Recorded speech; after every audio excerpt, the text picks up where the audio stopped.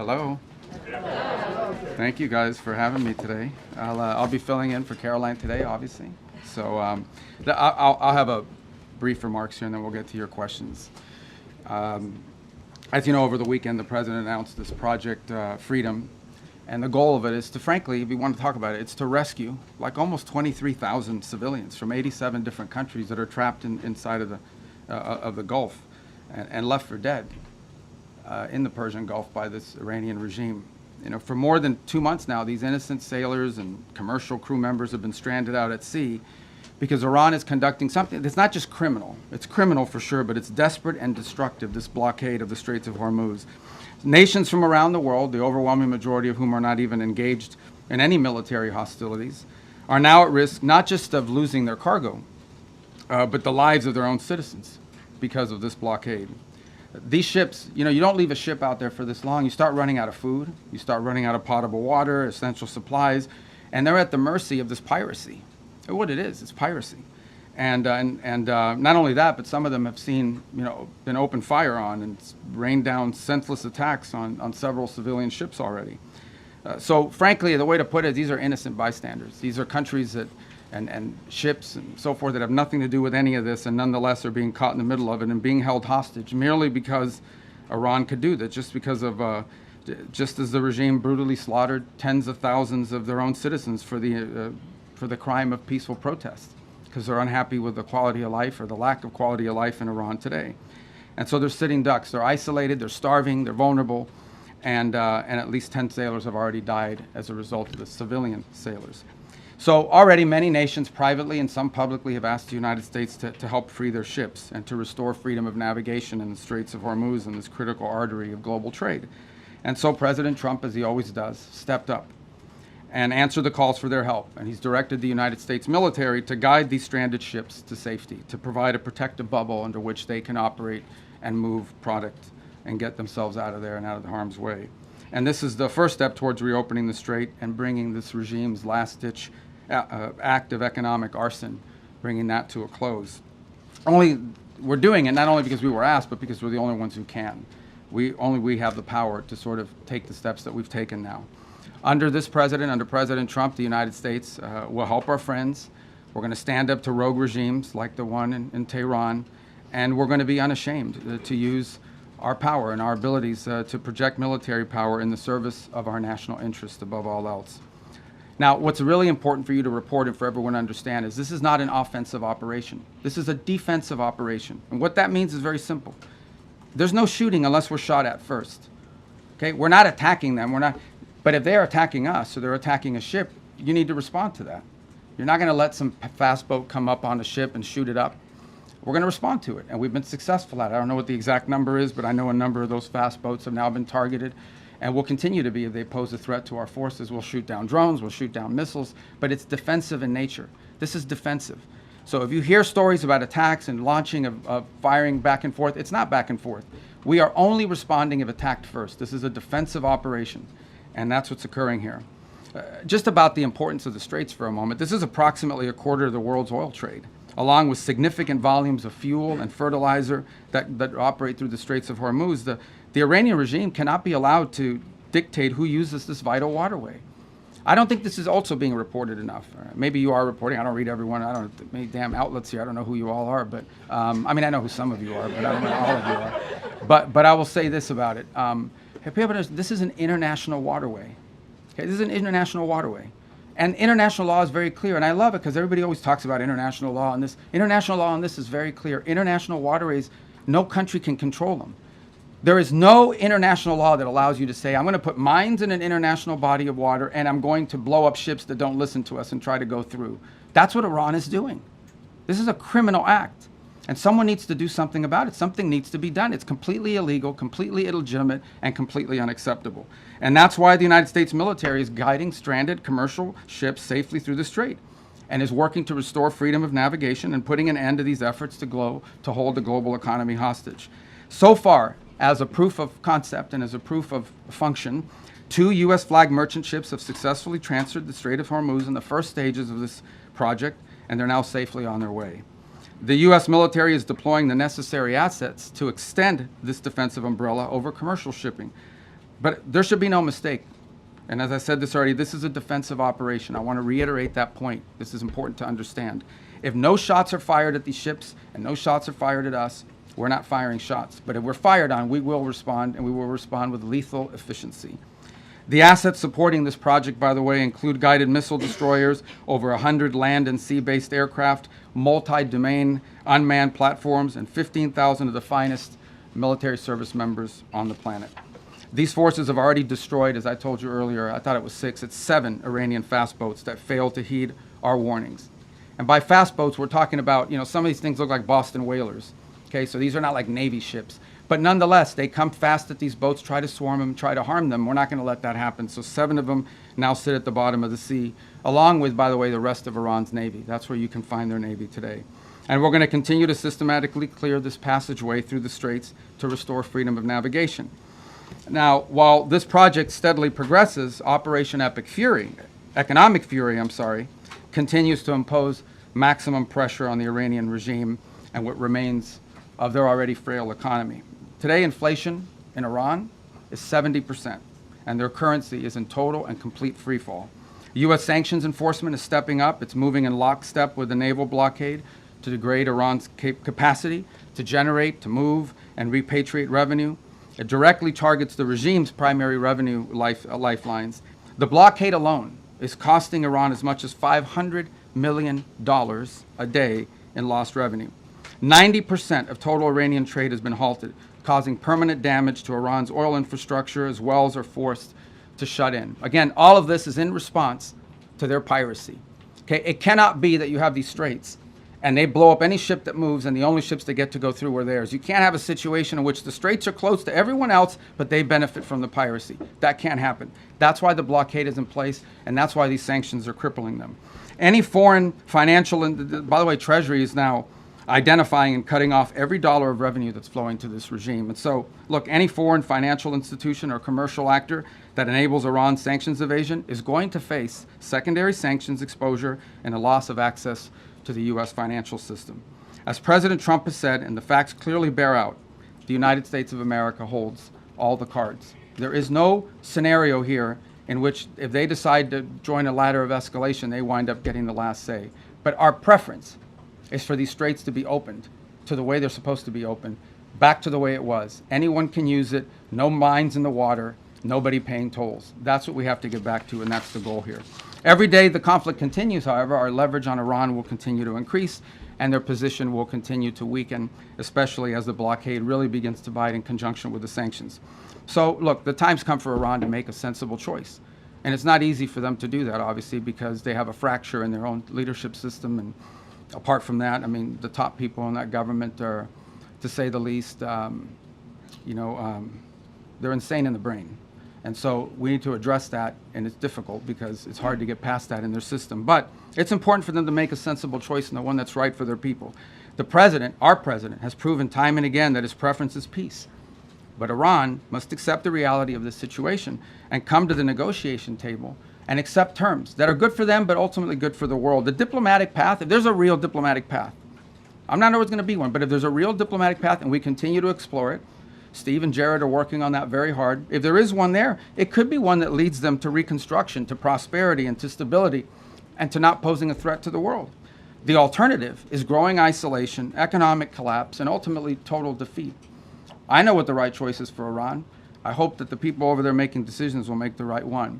The last point I would make, and it really is important for them to understand this, is they really shouldn't test the will of the United States, at least not under President Donald Trump.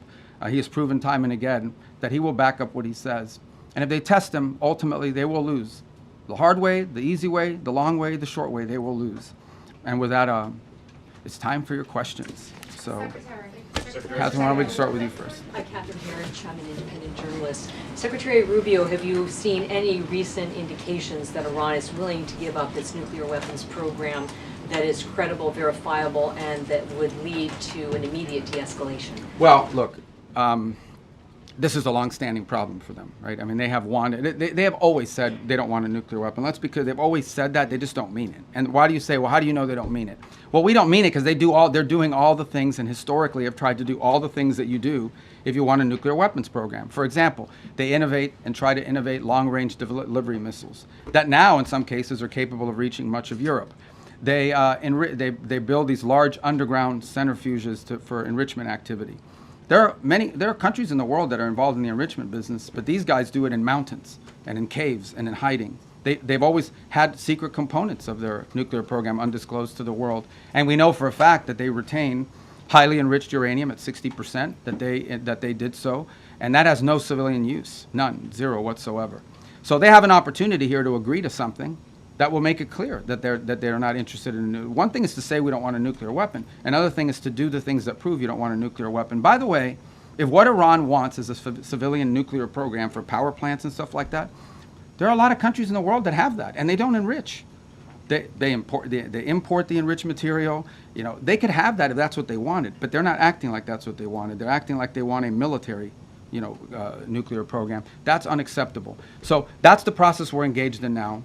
To create, that's the object of this diplomacy, is to come up with some level of understanding about what are the topics that they've agreed to negotiate on. We don't have to have the actual agreement written out, and one day this is highly complex and highly technical. But we have to have a diplomatic solution that is very clear about the topics that they are willing to negotiate on and the extent and the concessions they're willing to make at the front end in order to make those talks worthwhile. That's what Stephen Jarrett and the whole team is working on, and I hope to have good news on it. That's the outcome we would prefer. That's the outcome we would have preferred a year ago. That's the outcome I think most of us would have preferred a long time ago. But that's not the option they've given us given their activity. All right, there's no way I can figure out who to call on. I'm just going to press right in the middle, right there, you right there, yeah. Right in the back row. Thank you, Mr. President. I'll go to you next. I can't get everyone. You know that. All right, go ahead. Thank you, Secretary Rubio. Keep going right. Welcome to the White House. What's You're that? talking to me, sir? Yeah, to you, yes, sir. Thank you. I have two questions on two separate issues that Do come they under... get two questions for these? Two questions that- There's a lot of people in here. that man. fall under your umbrella. The All right, first- well, you can ask me two questions, I'll give you one answer. Go Thank you ahead. very much. I appreciate And I'll pick the one I like better. Thank you, Mr. Secretary. The first has to do with the blockade. There are lawmakers from both parties who claim the blockade is an act of war. What do you say to that? And my second question has to do with the fuel embargo of Cuba. How long, Mr. Secretary, will that last? Okay, two things. All right, good. I'll answer both your questions because I like the second one too. The first one on the blockade. And so why do we have a blockade? We have a blockade because they shut down the straits. So I don't know which members of Congress you're talking to, but here's what I would ask them. I would ask everybody here. It's very simple. These guys have shut down the Straits of Hormuz. This is what Iran is saying. We will shut down the straits. No one can go through. No country in the world can go through unless we allow you to go through, and you have to pay us. But our ships can go through, meaning the Iranian ships, as much as they want. That's crazy. Who would agree to that? So how are we going to have a situation where they get to close the straits to everybody, and the only people who are allowed to go through there 100% without paying anything are the Iranians? If you do that, they'll keep the straits closed forever. They're trying to make this some new normal. Okay, under no circumstances can we ever allow them to normalize the fact that they get to blow up commercial ships and put mines in the water. So the response to that is we're going to blockade your ships. If everyone's ships are not getting out, your ships are not getting out either. That's not an act of war. That's a defensive measure. It's a counter to what they have decided to do. You know what is an act of war? Putting mines in the water. Why don't the members of Congress, whoever it is complaining about it, they should be all over that. These guys put mines in the water. That alone, mining in the water is illegal, period, under any circumstances, and they've done it. But this is crazy stuff, but this is what they've done. On Cuba, oil blockade on Cuba.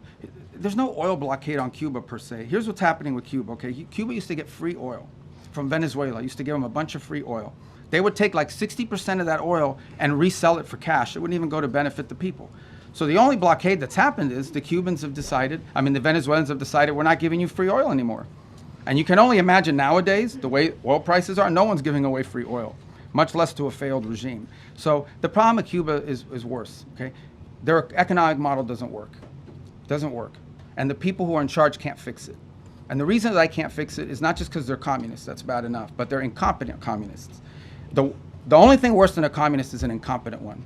And that's what, so incompetent communists run that country, they don't know how to fix it. They really don't. And we have 90 miles from our shores, a failed state that also happens to be friendly territory for some of our adversaries. So it's an unacceptable status quo, and we'll be addressing it, but not today. Okay. All right, let's go to the front, right there. Secretary Rubio. Yeah. You are going to the Vatican to meet with the Pope. Is this an attempt to smooth things over with the Pope, given the rhetoric between President Trump and Pope Leo? No, I mean, it's a trip we had planned from before, and obviously we had some stuff that happened. And no, look, there's a lot to talk about with the Vatican. I'll give you one example. The Pope just returned from a trip to Africa, where the church is growing very vibrantly. And we have shared concerns about religious freedom, religious freedom in different parts of the world. We'd love to talk to them about that. The topic of Cuba, you know, we gave Cuba $6 million of humanitarian aid, but obviously they won't let us distribute it. We distributed it through the church. We'd like to do more.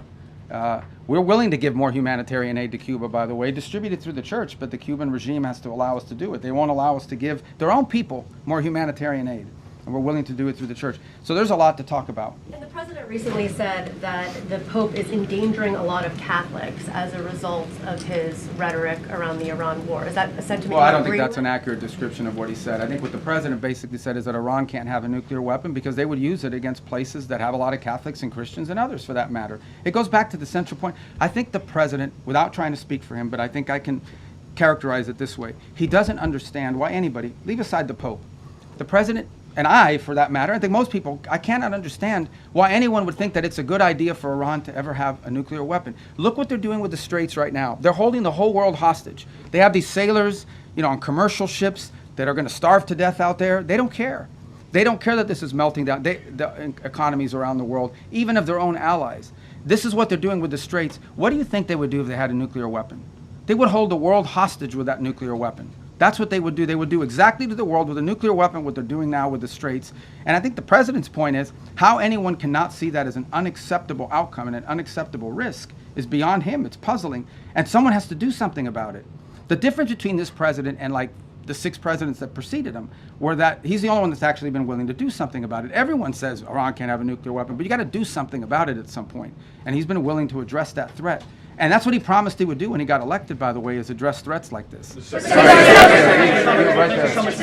Yeah, I wish I knew your names, thank you guys. so I much, Mr. apologize. Secretary. Can you put name tags on? Thank you That so would much, help. Mr. Okay. Secretary. Who are you with? Who are you with? I'm with Rudao Media Network. Okay. Mr. Secretary, the President has said multiple times that weapons were provided to the Kurdish groups to pass on the Iranian people. However, Kurdish political parties and the regional government says they have not received such weapons. Even some claim these weapons remain in the U.S. base in the region.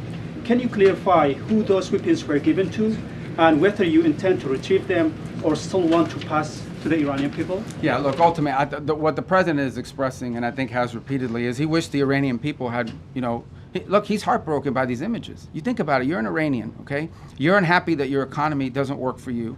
You don't have freedom. You don't have an opportunity to express yourself. You know, you've got friends that have been shot in the head because they're out protesting. And it's heartbreaking to him to see that these people are abused in this way and have no measures to take against their own government as a result of it. By the way, this goes back, if you guys remember the protests in 2009 where they slaughtered people in the street. This is a vicious regime, guys. Okay? These are people that hang people from cranes in the town square so everyone can see. They continue these executions of people and have continue to do so for over a decade and a half now. And so I think what the president is expressing is the desire that he wishes the Iranian people had an ability to fight back against some of these things that are happening to them. And I would view that as distinct and separate from the specifics of this operation that was ongoing before it concluded, and certainly different from the operation that's going on now. Right there in the... Regarding right there in the Colombia, blue- regarding Colombia, Mr. Secretary, Right behind you, not Colombia, right there. Yes, ma'am. Mr. Secretary, thank you so much. On Lebanon, are Yes. we in a ceasefire or less fire? And the second question, do you think you would be able to achieve an agreement between Lebanon and Israel without risking a civil war in Lebanon? What are you look, doing Lebanon's to what are you doing to... No, I got it. I got the gist of your question. So look, here's the challenge with Lebanon, okay? There's no problem between the Lebanese government and the Israeli government. Israel doesn't claim any land in Lebanon belongs to them. And by and large, I think a peace deal between Lebanon and Israel is imminently achievable and should be. The problem with Israel and Lebanon is not Israel or Lebanon, it's Hezbollah. Hezbollah operates from inside of Lebanese territory. They terrorize and attack Israelis, but they also are inflicting tremendous damage on the Lebanese people. The reason why Lebanon gets attacked by Israel is because of Hezbollah, because Hezbollah is hiding in some house, launching rockets against Israelis, and then they get hit. So what you're seeing now is Israeli responses to either attacks or perceived threats. And this is not new. This has been going on for a very long time. What is our hope? Our hope is to engage the Lebanese and Israeli governments under our mediation at the table to achieve this. And that is having Lebanese armed forces and a Lebanese government, not just with a willingness, but with the capability to begin to challenge Hezbollah and disarm them. Because the Lebanese people are also victims of Hezbollah. And by the way, on the topic of Hezbollah in Lebanon, who is behind Hezbollah? Why do they exist? They're an agent of Iran. If you go through that Middle East and you identify every problem, Hamas, Hezbollah, to some extent the Houthis, obviously, and others, behind every one of these groups is Tehran. So apart from the nuclear weapons, apart from all these other things, these guys are behind all the bad actors. Hezbollah is a wing. It's an extension of Iranian desire to destabilize the region. So we're very committed to this process. It's not going to be easy. You're asking me a complex question. You know this has been going on for a very long time. It's not going to be easy. We're going to do everything we can to make sure that both sides continue to talk so that progress can be made on some sort of permanent ceasefire that isn't constantly spoiled by Hezbollah and by Hezbollah violence. Right in the middle. Thank you, sir. I'm winging it, guys, okay? Right there, yes, sir. You mentioned the 2 U.S. ships that safely Yeah. crossed the Strait of Hormuz. Are other ships being told it's safer to get back to regular levels, or are we still going to see limits in place for Well, the look, foreseeable future? For obvious reasons, I'm not going to broadcast who we're talking to or who we're telling them to move. I mean, we want these operations to be safe, and I think as it unfolds and ships get through, we'll make those announcements after the fact, just for operational security purposes. But the goal here is pretty simple. Establish a zone of transit that is protected by a bubble, the United States, both naval and air assets, and then allow ships who want to move through there and get to market, to begin to increase confidence in the ability to do so. That doesn't happen in 12 hours. It takes time to set up that bubble and gain that confidence, but that's the goal. We have been in touch. We've been in touch, I don't know, with a bunch of different liners about moving, and we're hoping to continue to improve the security situation, and we'll start to see some of that movement. And we'll announce it as it happens after the fact. We're not going to be like broadcasting, hey, tomorrow at 12, ship X is going to be coming through, for obvious reasons, because that degrades the security. But we feel confident we're going to be able to achieve that. Look, it's not going to solve the whole Straits problem. It's going to solve a lot of it, but it's important to challenge what Iran is doing now. Guys, again, if you take anything away today, and I can't tell you what to write, but Iran cannot be allowed to normalize this control of the Straits. It's completely unlawful, illegal. It's outrageous. And every country in the world should be joining us and condemning it and doing something about it. But the United States has stepped up and is trying to do something about it. Secretary, regarding Colombia, Mr. Secretary, we've had several tourists. I'm sorry. We'll see if we get to Colombia today. Go ahead. You guys have an election. Why don't you wait till after your election? Mr. Secretary, Go ahead. John Michael Yes, Ross sir. with Daily Mail. I was curious about your meeting with Southcom earlier. There was a picture, a map of Cuba behind you. What did you discuss with Southcom about Cuba? Well, And do you have any updates on? I'm not going to tell you what I discussed with Southcom. but it had to do something with Cuba. No, What about, Cuba's in Southcom. Fair It's the enough. closest part. And so the second point, I was there, our ambassadors were in from the whole Western Hemisphere. I was addressing them, meeting the general who just took command of Southcom. And there happened to be a map of Cuba. And I said, it'd be good if we took a picture in front of that map, because it's like the closest thing in Southcom to the United States. So there it is. We have maps of other countries, huh? what about Greenland? Any update on Greenland? No, they didn't have that map then. They only had in the red, right there in the red. In the red, okay. Cristina de Telemundo, Mr. Sec. Can I ask you in Spanish or can I Yeah, ask you can answer in Spanish. You I'll can tell ask you. me. And they'll have to translate for them what you So ask I'll say it in English, Okay. and if you can answer in both languages. Today I checked the webpage of the State Department, and there's still a $25 million bounty on Diosdado Cabello, the Secretary of Interior, for drug trafficking and narco-terrorism. I was wondering if that has been put on hold, or if you're negotiating with President Delcy Rodriguez to turn him over. Yeah, I don't have any updates for you on that. No. The website is what it is, and that's where it stands. That policy hasn't changed. But guys, let's be mature here a little bit. I'm not going to tell you about what we're talking about with the leader of these countries. El Departamento de Estado sigue considerando a Diosdado Cabello un narcoterrorista y un narcotraficante, como dice en la página del Departamento de Estado. La política de Estados Unidos en ese tema no ha cambiado, y cuando cambie te dejaremos saber. The politics of the United States on that, the policy of the United States on that topic hasn't changed. When it does, obviously we'll inform you, but I don't have any news for you on that today. Right there in the green. I'll get to you. Are you guys all the TV people? Yeah. All right, go ahead. I'm sorry. Go. I'm learning. They gave me a little map. I don't know where I put it of the people here. Some of you had like red X's. I'm kidding. No, it's not true. Go ahead. Thank you, Mr. Secretary. The average price of gas in the country right now is $4.50. Do you have a thought on how long Americans are supposed to kind of accept this? Do you think it will affect Republicans' majorities in the midterms? Well, I'm not going to speculate on the politics of it. You can tell me. I mean, look, it's obviously being driven by global events. That was true during the Russia-Ukraine war as well, where you saw that come up. It's one. Look, we don't benefit from the straits as much as other countries. I don't know if you've seen what the gas prices are like in other parts of the world that are really suffering big time. So we're very fortunate that the United States, I believe right now, is like the world's largest net exporter of oil and natural gas as a result, not because of this war, but because we have this capacity. So we've been insulated to some degree. We're obviously still vulnerable to some extent to global prices, and so, but in the end, I mean, we're more insulated than other countries, even though that's not welcome news to Americans that are paying more at the pump, no doubt about it. And it certainly is one of the circumstances of it. There are people that were predicting would be much higher at this point, but we're not taking that for granted. Suffice it to say that think about it this way. Everybody needs to think about it this way. If Iran had a nuclear weapon and they decided to close the straits and make our gas prices like $9 a gallon or $8 a gallon, we wouldn't be able to do anything about it because they have a nuclear weapon. And a nuclear-armed Iran could do whatever the hell they want with the straits, and there's nothing anyone would be able to do about it.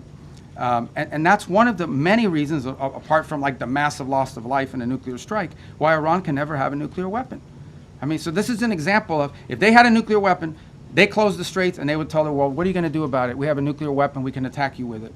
That's the world none of us want to leave behind. It won't happen under this president's watch, but some future president and future, and the future Americans will have to deal with this. So it's just one more example of why these guys can never be allowed to have a nuclear weapon. Right there, in the black. Right, you in the black, yes ma'am. Thank you, Mr. Secretary. Where you, no, right there, you both are wearing black. Thank you. She's closer. No, you don't have black, you have blue on. I'm colorblind, but I know blue and black. Thank you so much. Right there, yes ma'am. No, you, the first one I called on. Thank you, Mr. Secretary. Thank you. This is chaos, guys. Go ahead. Welcome to the White House. You've long been a leading voice on human rights in China, and so including religious persecution and forced organ harvesting. So President Trump prepares to meet Xi Jinping next week. Do you expect human rights concerns to be on the table? Or well, we always raise those issues, and they remain true. And I think we've proven in some cases it's most effective to raise them in the appropriate setting. But we always raise those issues. They're important to us, among with others, of course. But those issues remain prominent in our view and in our conversation about these things. And we'll continue to raise them in the appropriate forums. All right, let's get to the front. These guys are going to get mad. Go ahead, I'm sorry. Thank you, Simon Kelly, Associated Press. You mentioned earlier that some countries have privately and publicly indicated their willingness to help with Project Freedom. Can you say how many have reached out to the U.S. with the offers of help, and what kind of capabilities? Well, thank you for your question. That's a good question. I mean, multiple countries have said we got to do something about it and fix it. Is it like dozens or single digits or more than 100? Or? I don't know. I don't put a number on it. I would just tell you that here's what I would say about it. The capabilities is the issue. Okay, a lot of countries would love to do something about it. They don't have a navy, right? Or they can't get there in time, or they can't. Others, are less. That some unfortunately do have a navy are saying, oh, we'll be involved, but we'll be involved after it's over. Well, after it's over, it's kind of like that makes sense. So, we'd like to have it. Now, there may be some utility in a post, closure mission. I'm not downplaying that, but I think that's been the challenge. But there are other ways they can help, unique ways that they can help. And I don't want to get into who these countries are for obvious reasons, because they are prepared to help us in certain ways, but maybe don't want that publicly disclosed for no other reason than it impact their foreign policy. It could have some domestic ramifications. But ultimately, I don't want to mislead you. The primary responsibility for this Project Freedom is on the United States, because we're the only country that can project power in that part of the world the way we're doing now. We're the only ones that can do it, and we're going to do it as a favor to the world. Understand this. This is a favor to the world because it's their ships that are stranded. It's their fuel supplies that are stranded. By the way, it's there's humanitarian aid destined for different countries in the world that's stranded in the Persian Gulf right now. It's the fertilizer that they need for their food and crops that's stranded in the Persian, not our fertilizer, their fertilizer. So we want to be helpful, and that's why the president stepped forward, because we're the only ones that can. Frankly, we're the only ones that can. Mr. Secretary, on the rising oil and gas prices, the president has said that this is a small price to pay for getting rid of a nuclear weapon. But 10 weeks in, are we any closer to getting rid of Iran's nuclear material? Yeah, but look, here's the way to think about Iran, and this is what I described at the very beginning of this. What was Iran's plan? You have to understand what their plan was. Their plan was they were going to build this conventional shield where they would have so many thousands of missiles and drones and rockets that they couldn't be attacked. And behind that conventional shield that they were trying to build, they would then break out and do whatever they wanted with their nuclear program. They no longer have that conventional shield. Okay, we told you guys from the very beginning, And we're very consistent in this messaging. The operation that has concluded was going to destroy their Navy. They have no Navy left. They don't. Not a Navy. They have small boats and Boston whalers, but they don't have a Navy left. They don't have an Air Force. I challenge you. When is the last time you read or heard about an Iranian jet flying anywhere? They don't have an Air Force. Their missile launching capability has been substantially degraded, and their industrial base, their defense industrial base, has been severely, severely damaged. So their ability to build a shield behind which they could hide their nuclear program was wiped out. That's a very substantial achievement, and that was the purpose of this operation from day one. Their nuclear material in order for this war to end. Well, that's one of the topics that needs to be discussed. I don't know about, I think you're linking it. The operation is over. Epic Fury, as the President notified Congress, we're done with that stage of it. Okay, we're now on to this project of freedom. As far as a negotiation is concerned, I think the President's been clear that part of the negotiation process has to be not just the enrichment, but what happens to this material that's buried deep somewhere that they still have access to if they ever wanted to dig it out. That has to be addressed, and that's being addressed in the negotiation. I'm not going to go further on what progress has been made on that topic because I don't want to endanger the negotiations, but suffice it to say that the President and this entire team is aware of the centrality of that question, and that will have to be addressed one way or the other. Right there.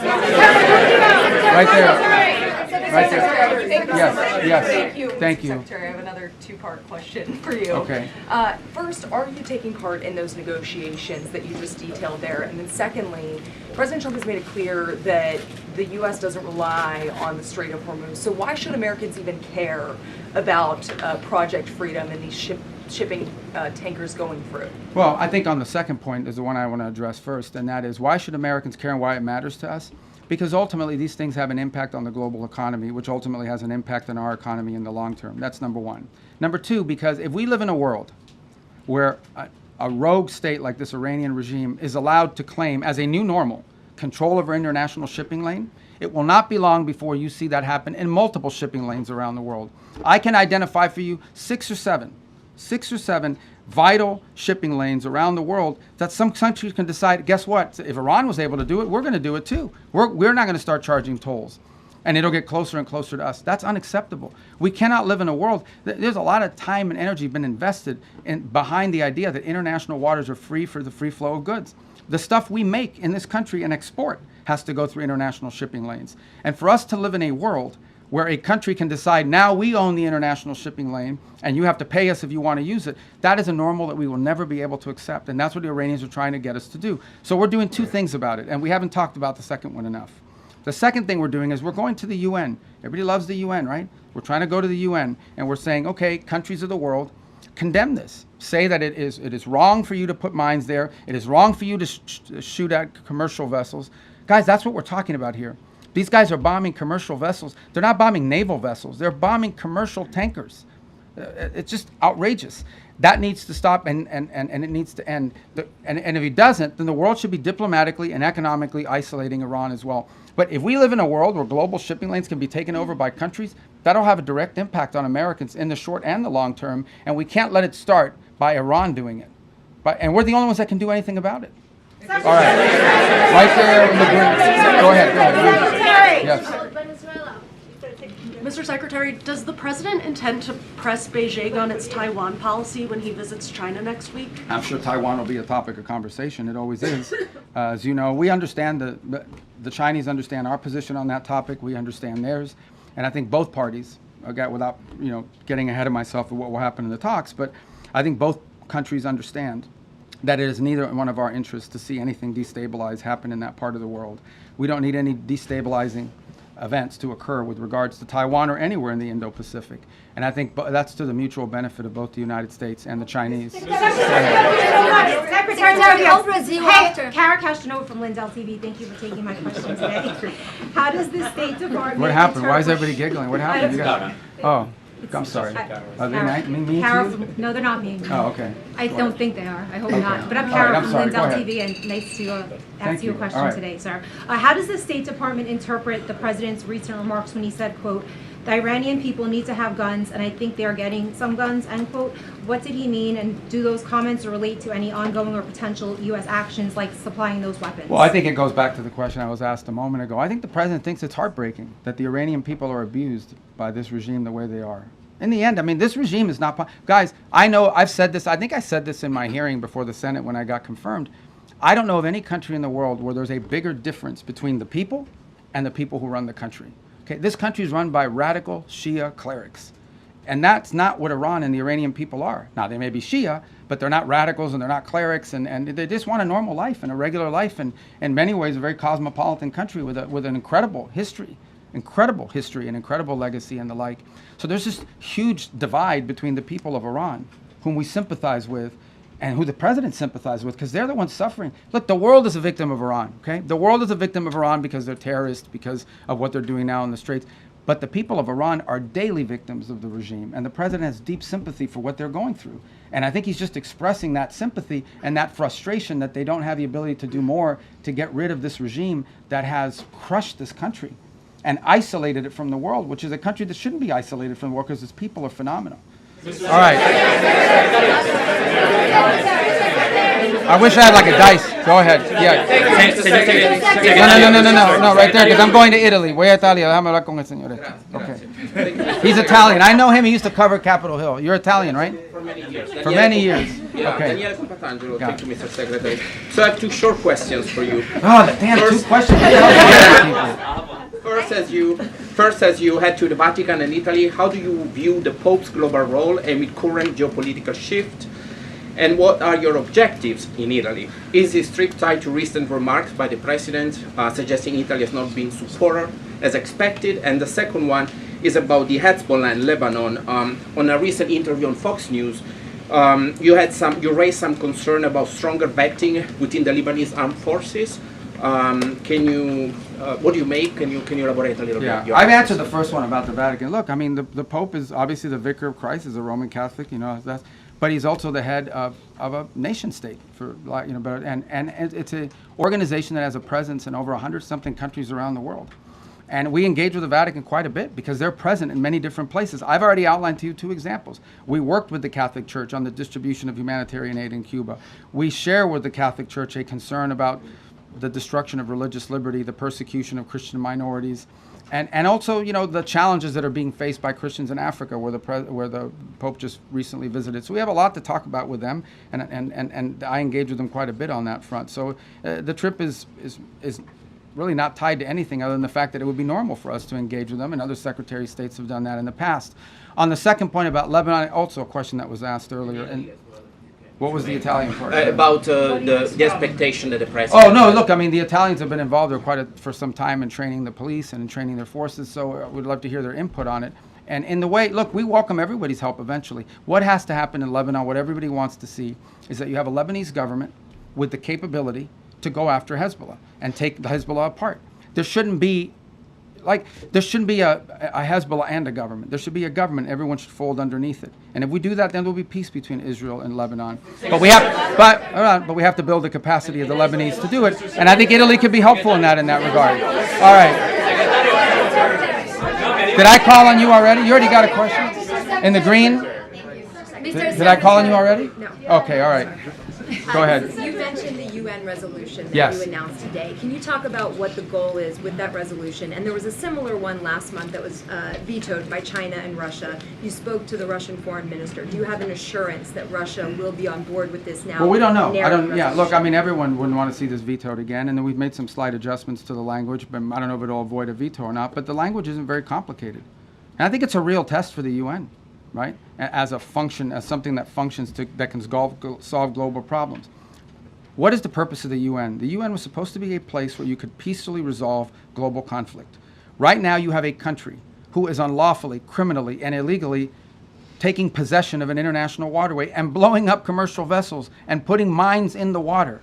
I don't know if people appreciate how outrageous this is, how unacceptable it is that any country would fire and try to sink commercial vessels or put mines in the water. Both of these things are illegal. And so we're going to take it to the UN, and we're going to give it another chance to be a forum in which we're not even asking people to commit troops to the region and help blow up the Iranian boats. All we're asking them to do is to condemn it, to call on Iran to stop blowing ships, to remove these mines, and to allow humanitarian relief to come through, because there's humanitarian aid that's trapped. That's it. This is a very modest request. And if you're telling me that the international community and hundreds of countries cannot rally behind that, then I don't know what the utility of the UN system is if it can't even solve something as straightforward as that.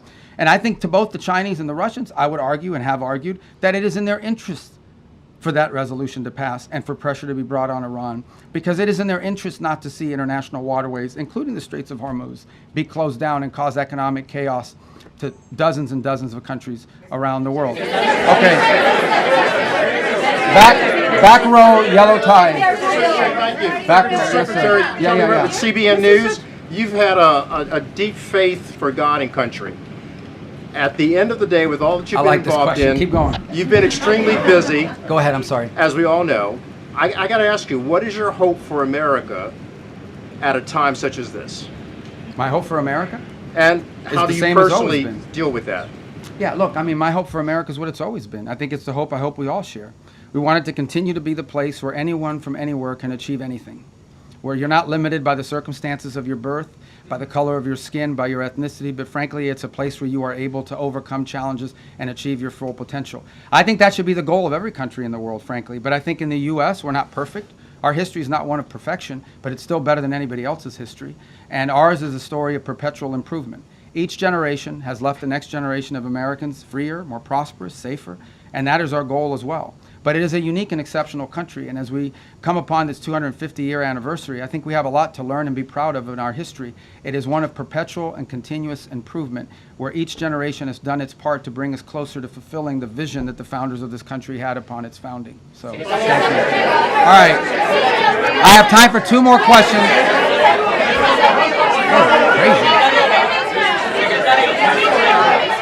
All right, right there in the pink. No, you right there. That lady. No, the one right next to you in the pink.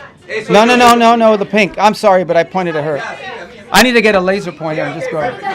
Now you in the pink jacket, the lady right there. Thank you. Thank you very much, Mr. Secretary. I have a question on Iran-China relations. Okay. What's your reaction to Iranian foreign minister visit to China? Also, Beijing instructed its firms to ignore U.S. sanctions. Could you also address that? Well, I'll direct you to Treasury on that front. There are options that we have. If you ignore our sanctions, you're going to face secondary sanctions. And I don't have an announcement for you on that today, but we don't do these things, for symbolic purposes. On the first point about the visit, it's fine. I hope the Chinese tell him what he needs to be told, and that is that what you are doing in the Straits is causing you to be globally isolated. You're the bad guy in this. You guys should not be blowing up ships. You should not be putting mines. You should not be trying to hold hostage the global economy. I hope the Chinese bring, whether it's done privately, but I hope it's done directly, that's the message they deliver to them. As I outlined earlier today, China is an export-driven economy.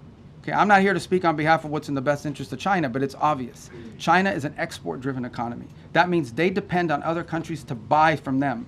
Well, you can't buy from them if you can't ship it there, and you can't buy from them if your economy is being destroyed by what Iran is doing. So it is in China's interest that Iran stop closing the Straits. It's harming China as well. The gentleman in the red tie, right there. Yes, I'm sorry, what's your name? Liz Landers with PBS News Hour. Okay. Another question about the China-Iran relationship. You said at the beginning of your comments at the top that every single financial situation will be targeted. Does that include Chinese banks? Would the president sanction We're going to enforce our sanctions. Chinese banks I don't before have an announcement for you. That will have to come from Treasury. But we have sanctions in place. And sanctions don't mean anything unless, you're going to do something about them. So I think that's been clear. I think that the Treasury will follow up with any specific announcements. Suffice it to say, we're serious about our sanctions. Then a cost needs to be imposed on Iran for what they are doing. Otherwise, if they get away with this, guys, if they get away with pulling this thing off without paying a price for it and backing down, you're going to see multiple places around the world where other countries are going to be tempted to do the same. This is unacceptable. Again, I want to reiterate the point. We keep arguing back and forth about the war and the shooting and this and that and the other. These guys are shut down an international waterway. The Straits of Hormuz do not belong to Iran.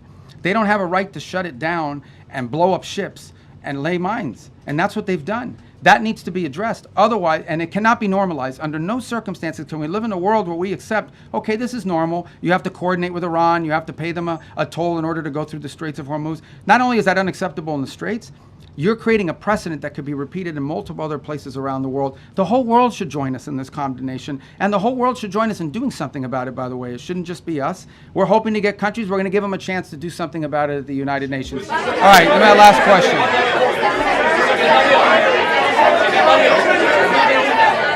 All right, that lady in the right there in the white. Thank you, Mr. Secretary. Right next to Secretary. Well, thank you. Okay, hold on, stop this up. Go ahead. Okay, I'll do 2 more and then I gotta go. See you in the back. Yeah, go ahead. Iran has shown what? Okay. Iran has shown that it's been able to withstand a lot of pressure. And yesterday, President Trump has said that they may run out of oil storage in 2 weeks.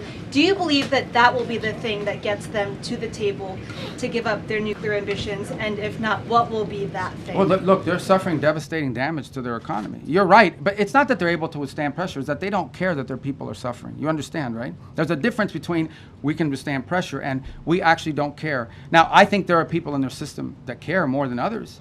You know, some of the elected people that you see, some of the people you see on television with the suits on, you know, those guys care because they know at the end of the day they have to live in the reality. And then you have another element of their government, the clerics, the IRGC types, who probably are more immune to that and care less. They're more interested in regime survival at all costs. But ultimately, the pressure points are what they are. They divided now than they were before because the administration has said that the Iranian regime is divided, making it very challenging. Well, it's been challenging to deal with them diplomatically because, for example, an offer will be made and then it takes 5 or 6 days to get a response because you have to get it through the whole system. They have to find the supreme leader wherever he hides. They got to get him to sign off, and that's their system. Their system has always been multi-layered in this way. It's obviously become more complex because of the damage they suffered during the war. But look, suffice it to say, Iran has to pay a price. They're not going to change their position out of the kindness of their heart. There has to be a pressure point on them that causes them to realize they cannot continue to close the straits, or they face crushing economic consequences, but also, you know, global diplomatic isolation. Which they have proven in the past to be susceptible to. But you're right, they have a high pain threshold, but they don't have an unlimited pain threshold. Nobody does. All right, this has to be the last question. Go ahead. Mr. Secretary, many people want to know what is your DJ name? My DJ name? Your DJ name.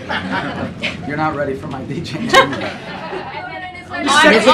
On the war, if the fighting were to resume, because you've said that Operation Epic Fury is over, the president also said that the U.S. would bomb them off the face of the earth if they tried to go after U.S. ships. So if the fighting resumes, are you saying that it would resume under Project Freedom? And I ask, as it relates to the War Powers Act. Yeah, look, the Operation Epic Fury is concluded. We achieved the objectives of that operation. I'm not going to, you know, we're not cheering for an additional situation to occur. We would prefer the path of peace. What the president would prefer is a deal. He would prefer to sit down, work out a memorandum of understanding for future negotiations that touches on all the key topics that have to be addressed, a full opening of the strait so the world can get back to normal. And he preferred that be negotiated through the route that Steve and Jared have been working and that all of us have been supporting. That's the route he prefers. That is so far not the route that Iran has chosen. And so the result has been that the United States has to do something about the fact that we're the only nation on earth that can do anything to open up a lane within the Straits of Hormuz to get product and to rescue these people that are trapped in there. And that's what we're undergoing now. What that may lead to in the future is speculative. I'm not going to speculate about what it would take or what it would do. But look, the message to Iran, these guys are facing, they are facing real catastrophic destruction to their economy, generational destruction to their economy, generational destruction to the wealth of their country, imposed on themselves by the actions that they're taking. They should check themselves before they wreck themselves in the direction that they're going. Does the White House believe that these votes coming up in Congress are a moot point then? Look, guys, I love talking about this topic. You're talking about the War Powers Act. Yeah. Okay, I love it. I was hoping somebody would ask. All right, hold on. No, boy, you don't let me answer. I got to answer the question. Okay, and I love it. I'll tell you why I love it. Because even as a senator, I said something. The War Powers Act is unconstitutional, 100%. Now, this is not the position of me, not the position of the President of the United States now. This is the position of every single president that has occupied this position since the day that law passed. It's completely unconstitutional. Now, we comply with it in terms of like notification because we want to preserve good relations with Congress, right? And we do that. But even as a senator, I would say that the War Powers Act is 100% unconstitutional. And look, I know some of you, whatever you want to say, but this is not this president's position. That has been the position of every single presidential administration since the day that law passes. An infringement on the president's constitutional powers. We don't acknowledge the law as constitutional. Nonetheless, we comply with elements of it for purposes of maintaining, good relations with Congress, and we want them to be involved, and we want them to be informed. I have gone on Capitol Hill, I don't know, 4 times this year for all senators and all House members and Intel Committee and Gang of 8. We want them to be involved in this, but I want to be clear on the point of the War Powers Act. It's unconstitutional, and every president and every administration has taken that position. All right, guys, I gave you 50 minutes. Thank you, guys. Thank you. Mr. Secretary, can you confirm?